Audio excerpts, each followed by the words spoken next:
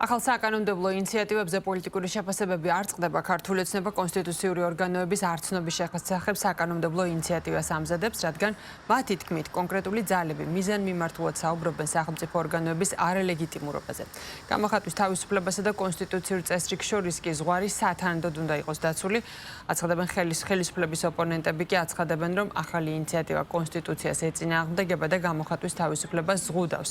მართული გუნდის განმარტებით უარგუმენტოდ და ფაქტების გარეშე კონსტიტუციური ორგანოების არაღიარება პოლარიზაციის და საზოგადოებრივი დაპირისპირების რისკებს კიდევ უფრო ზრდის.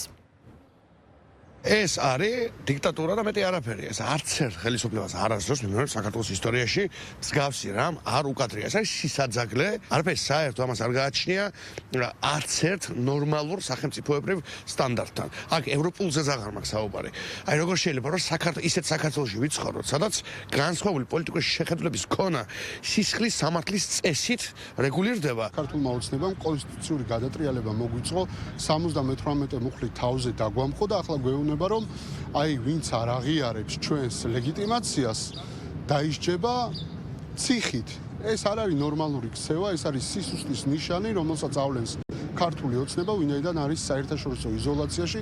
მას ქართველი ხალხი არ ცნობს ქვეყნის შიგნით და არავინ არ ცნობს მათ ლეგიტიმაციას ქვეყნის გარეთ. ცდილობს რომ რეპრესია, ტერორი დააკანონოს და ამით როგორმე ძალადობით, რეპრესიით როგორმე ვინმე ცნოს მათი ლეგიტიმაცია. ყველაფერს აკეთებენ იმისთვის, რომ ნაკლები პრობლემები შეექმნათ მათ რეჟიმს, მათ ძალაუფლებას და გახანგრძლივდეს ეს ძალაუფლება და ახლა უკვე აი ელემენტარულ დისკომფორტებსაც ცდილობენ, რომ აღმოფხრან საზოგადოებაში. ამითი კიდევ ერთხელ დასტურდება ის, რომ მათი მიზანი არის განსხვავებული აზრის გაქრობა ჩვენს ქვეყანაში. კონსტიტუცია არის არა მხოლოდ სახელმწიფო სუვერენიტეტის გარანტია, არამედ ის ეროვნული დემოკრატიების ერთ-ერთი უმნიშვნელოვანესი ცველია, რომელსაც ასევე ჭირდება დაცვა სახელმწიფოს მხრიდან. როდესაც ცალკეული პირები, ორგანიზაციები უხეშად აყენებენ შეურაცხყოფას კონსტიტუციას და ამას ხანგრძლივი და კამპანიური ხასიათი აქვს, ვფიქრობ, რომ მიზანშეწონილი არის გარკვეული ვალდებულებების გაშლის ამასთან დაკავშირებით. ვინაიდან ის, ვინც ლახავს კონსტიტუციას შეგნებულად, მიზანმიმართულად და კამპანიური ხასიათით, ის პირველ რიგში ცდილობს, რომ ქვეყნის სუვერენიტეტს და დემოკრატიულ პრინციპებს გამოუთხაროს ძირი. ვიღაცა გამოგიცხადებს, რომ არჩევნები არ შედგა და არამერი არგუმენტი არ ჭირდება, თუ მით უმეტეს დასავლეთიდან კიდე რომელიღაცა, ასე ვთქვათ, მოტივირებული დეპუტატი გამოვა და იტყვის, ხო არ შედგა და აქ უკვე რევოლუციისათვის, ასე ვთქვათ, ლეგიტიმური პირობა იქნება. აღარც კონსტიტუცია, აღარც სახელმწიფო ინსტიტუტები, აღარც პარლამენტი.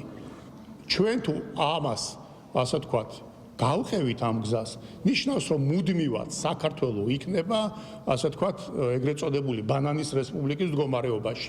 როდესაც გარედან, გარე სურვილებით აქ იქნება გადატრიალება, გადმოტრიალების პოლიტიკა. დაირაზმა ხალხი, ვიღაცამ თავი მეფედ გამოაცხადა, ვიღაცამ პრეზიდენტად გამოაცხადა, თავის საქართველოში, ვიღაცამ გამოაცხადა ცალკე დამოუკიდებელი სახელმწიფოში ამერიკის შეერთებულ შტატებში მოხდა ეს.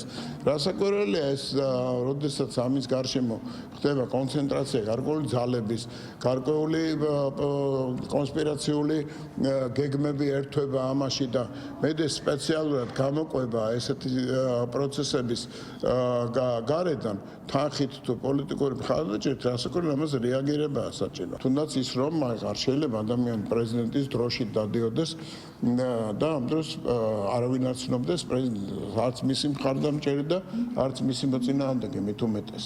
ეს ურთულესი თემაა, მაგრამ თუ კი ამას მოსდევს გარკვეული პროცესი, რომელიც ქვეყნის სტაბილურობას უპირისპირდება, აქ უნდა კანონმა იმოქმედოს.